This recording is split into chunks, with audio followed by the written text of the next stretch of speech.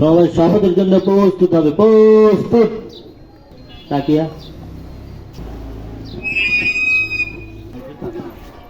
শপথের জন্য প্রস্তুত করিতেছি যে মানুষের সেবায় সর্বদা নিজেকে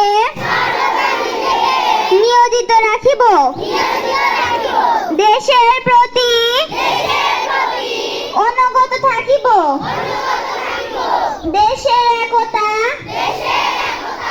ও সংহতি বজায় রাখিবার জন্য সর্বদা সচেষ্ট থাকিব। হে মহান সৃষ্টিকর্তা, আমাকে শক্তি দিন, আমি যেন বাংলাদেশের সেবা করিতে পারি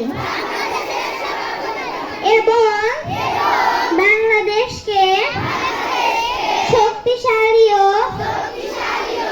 আদর্শ রাষ্ট্র হিসাবে গড়িয়ে তুলতে পারি।